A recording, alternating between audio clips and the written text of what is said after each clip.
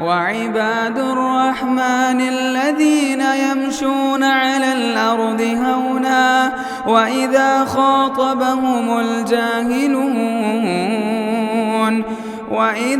خاطبهم الجاهلون قالوا سلاما. إن الحمد لله نحمده ونستعينه ونستغفره ونؤمن به ونتوكل عليه ونعوذ بالله من شرور أنفسنا وسيئات أعمالنا.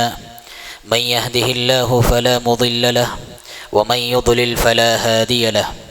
وأشهد أن لا إله إلا الله وحده لا شريك له وأشهد أن محمدا عبده ورسوله. أما بعد فإن خير الحديث كتاب الله وخير الهدى هدى محمد صلى الله عليه وسلم وشر الأمور محدثاتها وكل محدثة بدعة وكل بدعة ضلالة وكل ضلالة في النار.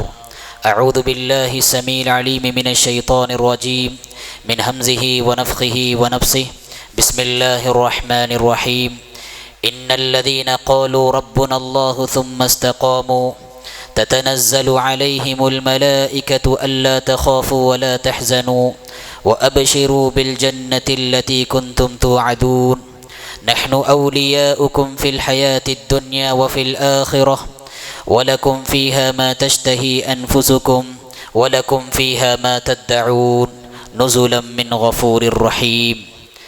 محترم بزرگوں، ملت اسلامیہ کے نوجوانوں، پیارے بچوں اور پردے میں بیٹھی ماں اور بہنوں، تمام قسم کی تعریفات اللہ وحدہ لا شریک کے لیے لائق اور سزاوار ہے کہ جس نے ہم سب کو ایمان اور توحید جیسی عظیم نعمت سے نوازا اور اس پر جمنے کے کیا کیا راستے ہیں ان تمام راستوں سے ہم سب کو آگاہی فرمائی. بعدہ لاکھوں کروڑوں درود و سلام کا نزول ہو حضرت محمد صلی اللہ علیہ وسلم کی حیات طیبہ پر کہ آپ صلی اللہ علیہ وسلم نے دین کی راہ میں، ایمان کی راہ میں اور اسلام کی راہ میں طرح طرح کی قربانیوں کا نذرانہ پیش کیا. حضرات، یہ دنیا اپنے خاتمے کی طرف تیزی سے روا دوا ہے اور ہر آنے والا زمانہ گزرے ہوئے زمانے سے زیادہ اور اس کے بالمقابل زیادہ مشکلوں، پریشانیوں اور فتنوں سے بھرا ہوا زمانہ ہوگا. اور آج جس زمانے میں ہم جی رہے ہیں اس زمانے کو پرفتن دور کہا جاتا ہے، پرفتن زمانہ کہا جاتا ہے.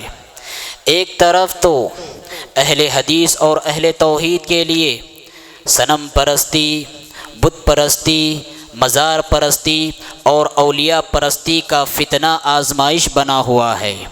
وہیں دوسری طرف عزت و ناموس کے محافظوں کے لیے بے حیائی، برہنگی اور عریانیت کا فتنہ بڑا امتحان بنا ہوا ہے. ایک طرف کہیں قتل و غارت گری کا بازار گرم ہے تو وہیں پر دوسری طرف تجارت و کاروبار کے حوالے سے ہزاروں نہیں لاکھوں حرام ذرائع کا فتنہ سر چڑھ کر بول رہا ہے. ایک طرف جہاں پر دین اسلام کے تعلق سے طرح طرح کے شبہات، طرح طرح کے الزامات اور طرح طرح کے ڈاؤٹس اسلام کے پیٹھ پر چبوئے جا رہے ہیں تو دوسری طرف لوگوں کے اندر دین سے دوری، دین سے غفلت اور دین بیزاری کا مزاج دیکھنے کو مل رہا ہے. الغرض ہر نئے سورج کے ساتھ نیا فتنہ طلوع ہو رہا ہے جو انسان کے دین و ایمان اور عقیدے کے لیے بڑی آزمائش بنتا جا رہا ہے. اس فتنے بھرے دور میں اپنے ایمان کی حفاظت کرنا، اپنے دین پر استقامت اختیار کرنا اور اپنی توحید پر ثابت قدمی کا ثبوت دینا یہ بندے کے لیے آج بہت بڑا چیلنج بن گیا ہے. ادھر آ ستمگر ہنر آزمائیں، ادھر آ ستمگر ہنر آزمائیں، تو تیر آزما ہم جگر آزمائیں. ایسے پرفتن ماحول میں اگر کوئی بندہ سارے چیلنجز کا مقابلہ کرتے ہوئے دین پر ثابت قدمی کا ثبوت دیتا ہے، ایسے بندے کے لیے بڑی بڑی بشارتیں رب العالمین کے جانب سے ملی ہوئی ہیں.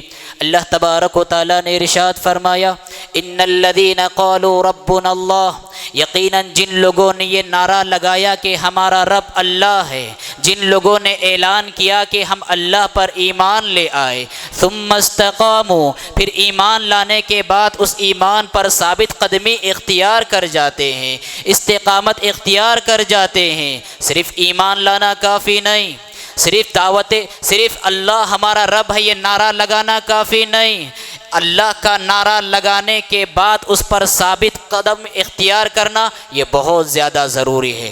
دوسرے الفاظ میں ایمان لانا یقیناً کمال کی بات ہے، لیکن اس سے زیادہ کمال کی بات یہ ہے کہ ایمان لانے کے بعد بندہ ثابت قدمی اختیار کرے، موت کی آخری سانس تک توحید کو اپنے گلے سے لگا کے رکھے۔ ان الذین قالوا ربنا اللہ ثم استقاموا، استقامت اسے کہتے ہیں۔ اور جب بندہ استقامت اختیار کرتا ہے تتنزل علیہم الملائکہ، آسمان سے ان پر فرشتے نازل ہوتے ہیں، یہ نوید مسرت اور یہ خوشخبری لے کر نازل ہوتے ہیں، اللہ تخافوا ولا تحزنوا، تم نہ خوف کھاؤ اور تم نہ غم کرو۔ بندے کی وفات کا وقت جب قریب آتا ہے، بندے کی موت کا وقت جب قریب آتا ہے، آسمان سے اس نازک گھڑی میں فرشتے اترتے ہیں اور بندے دو طرح کے خیالات کو لے کر پریشان ہوتا ہے، دو طرح کے حالات کا بندہ مقابلہ کر رہا ہوتا ہے۔ ایک تو اپنے عزیزوں کو کھونے کا غم، اپنے اولاد کو کھونے کا غم، اپنوں سے جدائی کا غم، اپنے گھر والوں سے رخصتی کا غم، اور اپنے آنے والی نسلوں میں دینداری باقی رہے گی یا نہیں رہے گی اس کا غم لے کر وہ سفر کرتا ہے۔ ایک تو یہ حالت، اور دوسری حالت آیا میرا انجام اچھوں کے ساتھ ہوگا کیا بروں کے ساتھ ہوگا، میں نیکوکاروں میں ہوں گا یا بدکاروں میں ہوں گا، یہ ایک ٹینشن لگا ہوا ہوتا ہے۔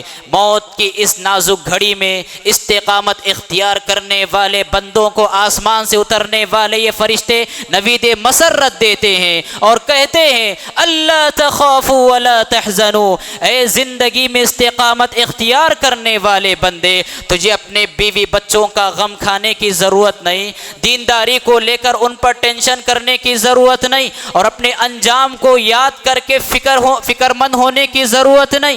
اللہ تخافوا ولا تحزنوا وابشروا بالجنۃ التي كنتم توعدون، زندگی کی آخری سانس تک تو دین پر ڈٹا رہا اور اس دین کے ڈٹنے کے نتیجے میں جنت کی خوشخبری ہے تیرے لیے، جس جنت کا کہ وعدہ تجھ سے کیا جاتا ہے۔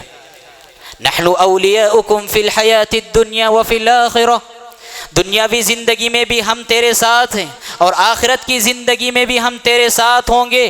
وَلَكُمْ فِيهَا مَا تَشْتَهِي أَنفُسُكُمْ، اور تیرا وہاں پر جو جی چاہے گا۔ دنیا میں رہتے ہوئے بڑی خواہشات کی تو نے قربانی دی، بڑے ارمانوں کی تو نے قربانی دی، اور جب جس جنت میں تو جائے گا وہاں پر تیری ہر خواہش مکمل ہوگی، ہر آرزو مکمل ہوگی۔ نُزُلًا مِّن غَفُورٍ رَّحِيمٍ، آج کا دن وہ دن ہے جس دن کے رب تیرا میزبان ہے اور تو رب کا مہمان ہے۔ یہ خوشخبریاں کس کے لیے، یہ نوید مسرت کس کے لیے؟ یہ ان بندوں کے لیے ہے جو زندگی کی آخری سانس تک اپنے ایمان پر ڈٹ جاتے ہیں، توحید پر استقامت اختیار کرتے ہیں، اللہ کی بندگی پر ثابت قدمی کا ثبوت دیتے ہیں۔ ایسے بندوں کے لیے یہ نوید مسرت ہے اور یہ مسرت بھرا پیغام ہوگا۔ حضرات، ایک صحابی اللہ کے رسول صلی اللہ علیہ وسلم کے پاس آئے، حضرت عبداللہ بن سفیان الثقفی رضی اللہ تعالیٰ عنہ، انہوں نے پوچھا اللہ کے رسول اسلام لانے کے بعد مجھے ایسی بات بتلائیے اس کے بعد آپ کے علاوہ کسی سے کچھ پوچھنے کی ضرورت پیش نہ آئے۔ آپ صلی اللہ علیہ وسلم نے فرمایا قل آمنت باللہ ثم استقم، کہو میں اللہ پر ایمان لایا پھر اس پر ڈٹ جاؤ۔ آج ہماری صورتحال کیا ہے؟ مسجد کی زندگی میں ہمارے اندر استقامت تو نظر آتا ہے، لیکن مارکیٹ کی زندگی میں ہمارے اندر استقامت نظر نہیں آتا۔ مجلس کی زندگی ہو، بھری محفل ہو، ہم بڑے ایمان والے نظر آتے ہیں، لیکن تنہائی کی زندگی میں ہمیں جانچا جائے ہمارے اندر استقامت ہمارے اندر دکھائی نہیں دیتی۔ اللہ کو ایسا استقامت مطلوب نہیں کہ مسجد میں نظر آ جائے اور مارکیٹ میں ہمیں نظر نہ آئے۔ اللہ رب العالمین کو مسجد میں جہاں پر استقامت مطلوب ہے وہیں پر مارکیٹ کی زندگی میں بھی استقامت مطلوب ہے۔ اللہ کو جہاں پر بڑی محفل میں ایمان کی دولت مطلوب ہے وہیں پر اپنی نجی زندگی میں اور اپنی تنہائی کی زندگی میں بھی ایمان کی دولت مطلوب ہے۔ لہٰذا یہ بات یاد رکھنا چاہیے، ہماری پوری زندگی استقامت سے لبریز ہونا چاہیے۔ قل آمنت باللہ ثم استقیم۔ جب ایک بندہ استقامت اختیار کرتا ہے، دین پر ڈٹ جاتا ہے، بندگی پر ثابت قدم رہتا ہے، توحید کو اپنے سینے سے لگا لیتا ہے، ایسے بندے کے راستے میں دو بڑے بڑے چیلنجز آتے ہیں جو اس کے استقامت کو للکارتے ہیں اور اسے استقامت سے کمزور کرنے کی کوشش کرتے ہیں۔ کون سے ہیں وہ دو چیلنجز؟ سب سے پہلا اور بڑا چیلنج وہ ہے ترغیب کا چیلنج، وہ ہے لالچ کا چیلنج، وہ ہے حرص و ہوس کا چیلنج۔ بہت سارے عبادت گزار بندے اور بہت سارے تہجد گزار بندے ترغیب کے اس چیلنج میں ناکام ہو جاتے ہیں، حرص و ہوس کے اس چیلنج میں ناکام ہو جاتے ہیں۔ آپ سے یہ مطلوب ہے کہ اگر آپ ایمان والے ہیں، آپ استقامت اختیار کرنے والے ہیں، آپ کو حالات زندگی میں ترغیب کا فتنہ آئے گا، آپ کی زندگی میں حرص و ہوس کا فتنہ آئے گا، آپ سے مطلوب یہ ہے کہ آپ اپنے ایمان کو بچا کے زندگی گزارے، اپنے تقوی کو بچا کر زندگی گزارے، اپنی جوانی کو بچا کر زندگی گزارے۔ حضرت یوسف علیہ السلام کے تعلق سے قرآن مجید میں اللہ رب العالمین نے یہ بات ارشاد فرمائی کہ جب عزیز مصر کے گھر میں ان کا ٹھکانہ بنایا گیا اور جب عزیز مصر کی بیوی نے انہیں دعوت گناہ دی، وراودته التي هو في بيتها عن نفسه وغلقت الابواب وقالت هيت لك قال معاذ الله۔ جب عزیز مصر کی بیوی سارے فتنوں کے ساتھ ان کے پاس آئی، حسن و جمال کا فتنہ ہے، دولت کا فتنہ ہے، عہدے کا فتنہ ہے، کرسی کا فتنہ ہے، شہرت کا فتنہ ہے، سارے فتنوں کے ساتھ وہ یوسف علیہ السلام کے پاس آئی اور گھر کے دروازوں کو اس نے بند کیا اور کہا ہیت لک، آجا میرے باہوں میں، آجا میرے سے گناہ تو کر لے۔ قالت ہیت لک قال معاذ اللہ۔ یوسف علیہ السلام نے یہاں پر استقلال اور استقامت کا ثبوت دیتے ہوئے یہ کہا، اللہ کی پناہ، مجھ سے یہ گناہ سرزد نہیں ہو سکتا۔ بہت سارے نوجوانوں کے پاس آج ایسے فتنے دستک دے رہے ہیں، لڑکیوں کے فتنے دستک دے رہے ہیں، موبائل فون پر عورتوں کے فتنے دستک دے رہے ہیں۔ یوسفی کردار کی ضرورت ہے، معاذ اللہ کہنے والوں کی آج بہت زیادہ ضرورت ہے۔ یوسف علیہ السلام کی زندگی کا کوئی اور معجزہ ہو یا نہ ہو، آپ کی زندگی کا یہ سب سے بڑا معجزہ تھا۔ ہزار فتنوں کے ساتھ عورت جب آپ کے پاس آئی تو آپ نے تقوی کا آپ نے ثبوت دیتے ہوئے کہا قال معاذ اللہ، اللہ کی پناہ، مجھ سے یہ گناہ سرزد ہو نہیں سکتا۔ ترغیب کا فتنہ اچھے اچھوں کو بہلا دیتا ہے، حرص و ہوس کا فتنہ اچھے اچھوں کو پھسلا دیتا ہے۔ لہٰذا بندہ اگر استقامت اختیار کرنے والا ہو، یہاں پر بندے کو سنبھلنا چاہیے، اپنے تقوی کی حفاظت کرنا چاہیے، اپنی جوانی کی حفاظت کرنا چاہیے اور اپنے کردار کی حفاظت کرنا چاہیے۔ اللہ کے رسول صلی اللہ علیہ وسلم کی زندگی میں بھی ایسے فتنے آئے۔ اور دوسرا چیلنج، پہلا چیلنج تو ترغیب کا چیلنج ہے، حرص و ہوس کا چیلنج ہے، اور دوسرا بڑا چیلنج ڈر کا چیلنج ہے، خوف کا چیلنج ہے، دھمکیوں کا چیلنج ہے، ظلم و تشدد کا چیلنج ہے، تختہ دار کا چیلنج ہے، ظلم و تشدد کا چیلنج ہے۔ اور یہ چیلنج ایسے چیلنج ہے کہ جہاں پر بہادروں کی بہادری ناکام ہو جاتی ہے۔ اور سبحان اللہ، ہمارے اسلاف میں اگر دیکھیں، ان کے دین و ایمان کو یہ چیز کتنی بڑی چیلنج کرتی رہی، لیکن ہر چیلنج کا جواب پامردی، استقلال اور استقامت کے ساتھ وہ دیا کرتے تھے۔ فرعون کے جادوگروں کا واقعہ آپ سب کو تو معلوم ہی ہوگا کہ کس طرح فرعون نے اپنے جادوگروں کو جب ایمان لا چکے تھے، سزا دینے کی بڑی بڑی دھمکیاں دی اس نے، لَأُقَطِّعَنَّ أَيْدِيَكُمْ وَأَرْجُلَكُم مِّنْ خِلَافٍ ثُمَّ لَأُصَلِّبَنَّكُمْ أَجْمَعِينَ کی دھمکی دی اس نے۔ لیکن یہ جادوگر جو ایمان کی لذت کو پا چکے تھے، ایمان کی حلاوت کو محسوس کر چکے تھے، ایمان اور توحید کا نور ان کے دل میں داخل ہو چکا تھا، انہوں نے کہا لا ضیر، لا ضیر، کوئی معاملہ نہیں ہوگا، جو جی چاہے کر لے، فاقضِ ما انت قاض، جو جی چاہے کر لے، زیادہ سے زیادہ دنیاوی زندگی کا خاتمہ کرے گا، ہم نے تو اب تک اپنی زندگی معصیتوں میں گزاری، اس معصیت کے بدلے تو ہمیں قتل کرے گا۔ اللہ رب العالمین کے پروانے مغفرت کے ہم طلبگار ہیں، اللہ رب العالمین ہماری مغفرت فرمائے گا۔ کون سی چیز تھی وہ؟ کون سی چیز تھی وہ؟ یہ استقامت تھی، یہ دین کی لذت تھی، یہ دین کی طاقت تھی کہ فرعون کی آنکھوں میں آنکھیں ڈال کر وقت کے جادوگروں اور بلکہ وقت کے مومنوں کو اس بات پر ابار رہی تھی کہ فرعون جیسے جابر و قاہر بادشاہ کی آنکھوں میں آنکھیں ڈال کر وہ بات کر سکے۔ اور سبحان اللہ، مسند احمد بن حنبل رحمہ اللہ، آپ نے ایک روایت نقل فرمائی ہے جس کو شیخ شعیب ارناؤت رحمہ اللہ نے حسن درجے کی روایت قرار دیا ہے کہ دیکھیں کہ جب ترغیب کا فتنہ ناکام ہو جاتا ہے تو وہاں پر دشمن ڈرانے، دھمکانے اور اذیتوں سے گزارنے کا راستہ اپنا لیتا ہے۔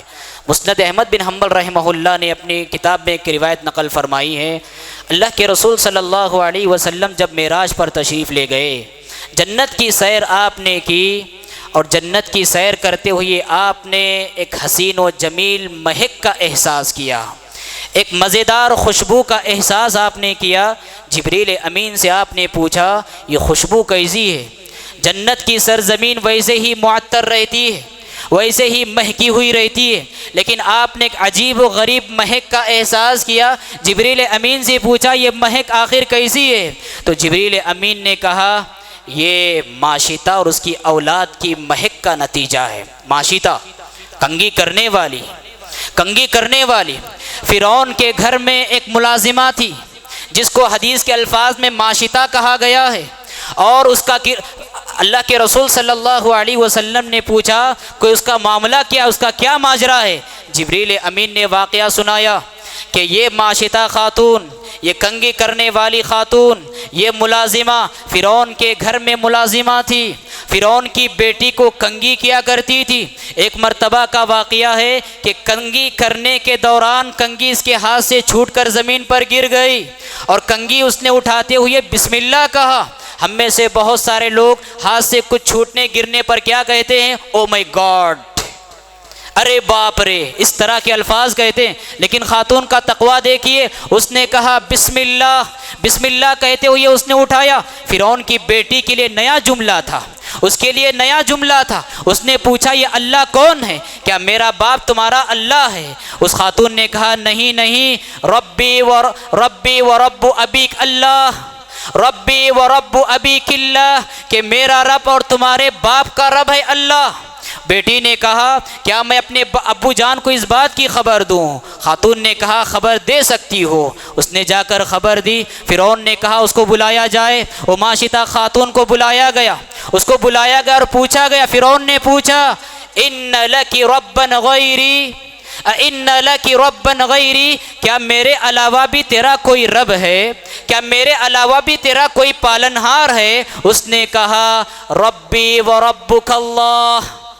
سبحان اللہ، مصر کے تخت و تاج کا بادشاہ، انسانی تاریخ کا سب سے بڑا سفاک اور خون ریز فرعون، جس کی آنکھوں میں آنکھیں ڈال کر یہ ملازمہ کہہ رہی ہے ربی و ربک اللہ، ہاں اللہ میرا بھی رب ہے تیرا بھی رب ہے۔ فرعون آگ بگولا ہو گیا، وہ آپے سے باہر ہو گیا۔ اس نے حکم جاری کیا ایک بڑا دیگ لایا جائے، تانبے کی ایک بڑی کڑائی لائی جائے اور اس کو خوب دہکایا جائے، خوب گرم کیا جائے۔ خاتون کے سامنے آگ کا الاؤ ہے اور دہک رہا ہے، یہ تانبے کا دیگ دہک رہا ہے، یہ گرم ہو رہا ہے۔ فرعون نے کہا تجھے بھی داخل کروں گا اور تیری اولاد کو بھی داخل کروں گا۔ خاتون خاموش رہی، کچھ نہ کہا۔ اس نے کہا کیا تو مجھے رب مانتی ہے؟ اس نے کہا ربی و ربک اللہ، میرا رب بھی اللہ ہے اور تیرا رب بھی اللہ ہے۔ اس کے اولاد کو اس نے صف کی قطار میں جمع کیا اور اس کو بھی صف کی قطار میں جمع کیا، اور اس کی نگاہوں کے سامنے اس کے ایک ایک لڑکے کو اس دہکتے ہوئے تانبے کی کڑھائی میں ڈالتا گیا۔ اللہ اکبر۔ ایک خاتون کے لیے اس سے بڑھ کر صبر آزما حالت کیا ہو سکتی ہے کہ اس کی نگاہوں کے سامنے جلتے ہوئے کڑھائی میں اس کی اولاد کو داخل کیا جائے۔ لیکن ان ساری تاریخ کا یہ واقعہ حوالہ آپ یاد رکھیں، اس کے حوصلے کو سلام ہے، اس کے جذبے کو سلام ہے، اس کے استقامت کو سلام ہے۔ ہماری بھی اولاد ہے، ہمارے بھی بچے ہیں، لیکن معمولی کانٹا بھی اگر چبھ جائے ہماری روح تڑپ اٹھتی ہے، ہمارا جسم لرز جاتا ہے۔ لیکن اس خاتون کے ایک ایک بیٹے کو کر کے کڑھائی میں ڈال دیا گیا، اور آن کی آن جسم کے بوٹیاں نظر آنے لگی، ہڈیاں وائٹ سفید نظر آنے لگی، اور اس کے چھاتی سے اس کا اپنا بیٹا بھی چپکا ہوا تھا، جس کو حدیث کے الفاظ میں مرضع کہا گیا ہے، ابھی دودھ پیتا بچہ۔ اللہ اکبر۔ جس کو ابھی بولنا نہیں آیا، جس کو بھی بات کرنا نہیں آیا، دودھ پیتا بچہ اس کے سینے سے لگا ہوا تھا۔ اس خاتون نے جب یہ دیکھا کہ میری ساری اولاد اس کو دہکتے ہوئے انگاروں میں داخل کیا گیا، اب میرے سینے سے لپکے ہوئے بچے کی بات ہے، خاتون تردد کرنے لگی۔ اللہ اکبر۔ امتحان اور آزمائش کا یہ آخری مرحلہ تھا، خاتون پس و پیش کرنے لگی۔ جبریل امین کے الفاظ ہے تقاصعت من اجلہ، تقاصعت من اجلہ، اپنے لاڑلے بچے کی وجہ سے پس و پیش کا مظاہرہ کرنے لگی۔ سوچو کیسی ممتا اس کی تڑپ رہی ہوگی، کیسا اس کا جگر پاش پاش ہو رہا ہوگا، کیسا اس کا دل ٹکڑے ہو رہا ہوگا۔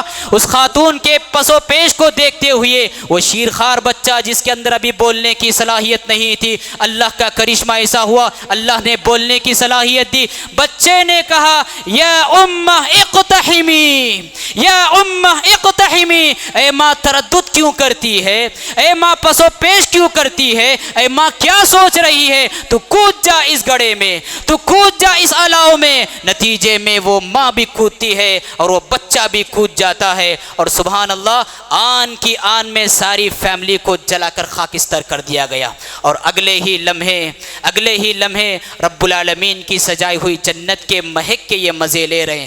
اور صدیوں بعد اللہ کے رسول صلی اللہ علیہ وسلم جب جنت کے مناظر کے لیے، جنت کی سیر کرنے کے لیے گئے، جبریل امین کہتے ہیں کہ گرچہ صدیاں گزری ہے، آج تک اس خاتون کے، اس کی اولاد کی مہک یہاں پر سنگائی دے رہی ہے۔